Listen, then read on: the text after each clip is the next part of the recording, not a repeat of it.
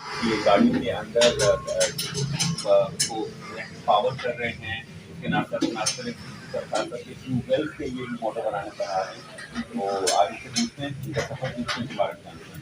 जी doctor साहब अपने बारे में बताएँ। अस्सलाम वालेकुम। जी प्यारे भाई, मैं बेसिकली तो मैकेनिक हूँ गाड़ियों का। ये शौक था विंटर वैन का, तो आस्ता आस्ता करके इसमें हमने कोशिश की तो करके ये इसे बना के टेस्ट किया, और इसे तकरीबन मुझे 10 साल हुए, और इसे क्या करते 4 साल के बाद जाके मेरी ये सक्सेस हुई। अब अल्हम्दुलिल्लाह हम बना रहे हैं और चला रहे हैं और बेहतरीन चल रही है। अच्छा जावेद जी, ये बताइएगा कि जब इस तरह की काम एक होता है तो उसके पीछे बंदे का बैकग्राउंड होता है, जैसे इंजीनियरिंग की डिग्री, मास्टर्स की डिग्री, पीएचडी की डिग्री। हमें बताएंगे आपने किस यूनिवर्सिटी से कौन सी डिग्री हासिल की? नहीं, मैंने कोई किसी यूनिवर्सिटी से डिग्री नहीं की। ये वर्कशॉप की वजह से मुझे शौक लगा, और ये कराची की तरफ जाते थे तो विंटर मैंने देखी, तो वहाँ से ये शौक पैदा हुआ भी हवा से बिजली बन सकती है। तो फिर इस पर सर्च शुरू की, करते करते अल्हम्दुलिल्लाह। तो ये बताएं, ये इतना आसान तो नहीं होगा कि हम अक्सर सोचते हैं कि ऐसा करें तो ऐसा हो जाए। ये मुश्किल काम होता है, इंसान गिरता है फिर उठता है, फिर गिरता है फिर उठता है। इसी तरह तो आपने इसमें कौन कौन सी मुश्किलात इसमें देखी? इसमें बहुत सारी मुश्किलात मैंने देखी। पहले तो कोयलों का नहीं पता चलता था, फिर मैग्नेट के मतलब मालूमात नहीं थी। जनरेटर बनाते और वो काम नहीं करता, फिर उसको उधेड़ देते, उसमें पैसा भी ज़ाया होता है।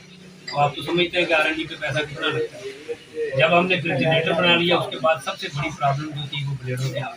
ब्लेड इसमें ऐसा इंजन का काम करते हैं, जैसे कि इंजन हो तो गाड़ी बन गई, इंजन नहीं है तो वो गाड़ी किसी काम की नहीं। तो उस ब्लेड पे तकरीबन मेरे ने 5 से 4 साल जो है वो खा गए। उसके बाद जाके हम अल्हम्दुलिल्लाह हेलिकल ब्लेड हमने वो हॉरिजॉन्टल तो बना रहे थे, हॉरिजॉन्टल तो बिल्कुल चल रहे थे, लेकिन उसमें वो पावर लॉसेस थे। जब हवा तेज आती वो अपनी डायरेक्शन चेंज कर लेते थे। तो फिर हमने हेलिकल वर्टिकल की तरफ देखा। वर्टिकल में देखते देखते फिर हेलिकल ब्लेड जो है सबसे अच्छे पसंद आए। उस पर काफ़ी टाइम लगा, तो उसके बाद फिर हमने वो ब्लेड किया। क्या कदम चाहता है इस फील्ड में? आई नो कि एक मोटर मैकेनिक को बड़ा टेक्निकल होना चाहिए, लेकिन तरफ ये इलेक्ट्रिक पावर की तरफ कैसे आना होगा? ये विंटर गानों पर तो आगे, फिर इसके बाद जो था बाइक थे। जब जोटा बाइक नई लगी तो हमारे दिल में भी शौक हुआ अपनी बाइक की। हमने फिर वो बाइक बनाई, मोटर खरीदी, कंट्रोलर खरीदा। खरीदने के बाद सबसे बड़ी प्रॉब्लम थी कि इसके मैकेनिक नहीं थे। तो हम सोचते थे कि अगर हम इसको इलेक्ट्रिक पे चलाएंगे तो कहीं ख़राब होगी तो फिर क्या बनेगा। इसको हमने फिर हाइब्रिड बनाने के लिए इसमें डबल निज़ाम बनाया। उसमें भी काफ़ी मुश्किलात हुई। फिर इसके लिए सबसे स्टार्टिंग में हमने एक पंजा बनाया, पंजा बना के उसके साथ एक गरारी मोड की। उसके साथ फिर हमने बाइक को रन करके देखा, 6 महीने चलाए, फिर उसके बाद लोग बनवाना शुरू हो गए। फिर हमारा जो शौक था असल में इलेक्ट्रिक की तरफ गाड़ियों का था, गाड़ी का मैकेनिक था, तो दिल में थी ख्वाहिश कि गाड़ियाँ भी कन्वर्ट हो, हमारी दुनिया में चल रही हैं, हम भी इसको किसी तरह कन्वर्ट करें। तो पहली गाड़ी हमने कोरे इलेक्ट्रिक की, रियर व्हील में हब मोटर लगा दी। तो आजकल हम अल्हम्दुलिल्लाह कर रहे हैं, फ्रंट में भी मिड ड्राइव मोटर लगा के उसे चला रहे हैं। महीने में अभी भी आपने देखा वो कस्टमर आया हुआ था, वो भी गाड़ी के सिलसिले में ही था।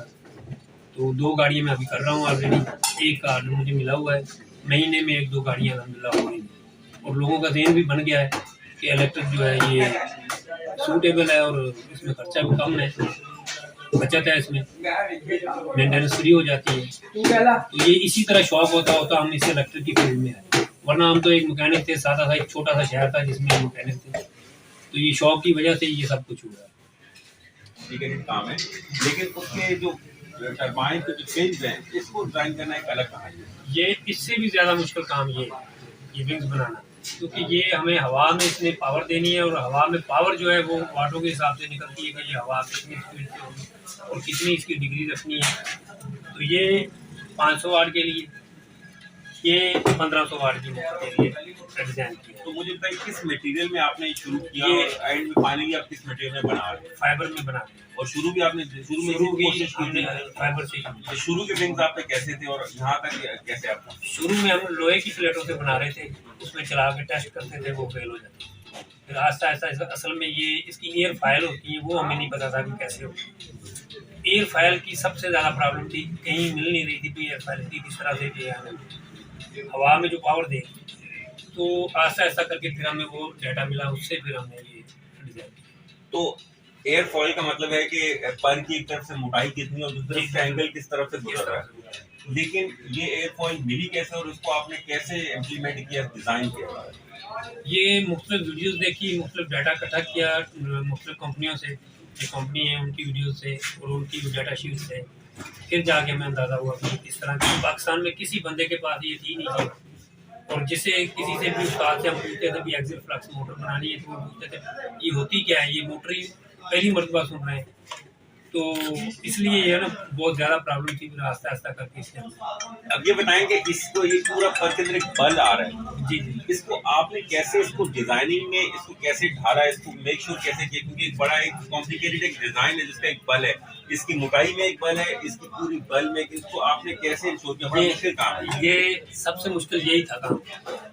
मुख्तलिफ मटीरियल पे हमने इसे डिज़ाइन किया, लेकिन जब उसको बल देते थे वो टूट जाता था।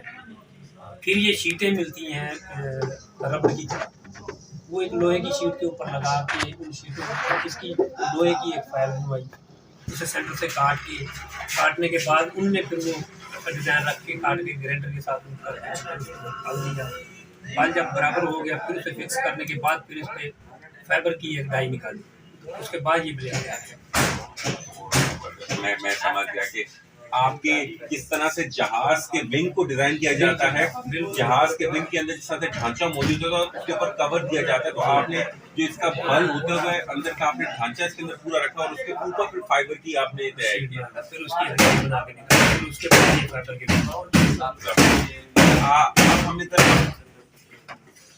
आप हमें मोटर घुमा के दिखाएंगे कि ये पावर जनरेट कर रही है। ये बिल्कुल लो आरपीएम पे, ये कितने आरपीएम होंगे? ये तकरीबन 150-160 है, यानी 150 आरपीएम पे जनरेशन स्टार्ट कर देता बिल्कुल है। और ये फुल ये कितने 300 आरपीएम, कितने किलोवाट की मोटर है? ये है तकरीबन 500 से 700 वाट और 1 किलोवाट भी नहीं है। अच्छा, तो अगर ये ज्यादा हाई स्पीड पे चलेगी तो इसकी पावर बढ़ सकती है, इसकी मैक्सिमम पावर कहाँ तक जा सकती है? मैक्सिमम पावर इसकी ज्यादा से ज्यादा 700-750 तक जाएगी, क्योंकि इसके मैग्नेट उसी हिसाब के हैं, उसकी कॉइलिंग उसी हिसाब से बनी, इसमें जो तार यूज हुई है वो भी उसी हिसाब से है।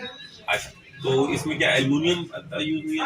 हाँ जी, इसमें कॉइल जो है एल्युमिनियम की, तो कॉपर नहीं। आपने मैक्सिमम कितने साइज की आज तक जो है विंड टरबाइन की? मैंने 3 किलोवाट तक 5 किलोवाट तक बनाई। तो उनका साइज काफी बड़ा था क्या? हाँ, उनका साइज बड़ा है, डबल के करीब चले जाते हैं, यानी 16-17 इंच तक हो जाता है, 16-17 इंच तक हो जाता है। 24 इंच तक।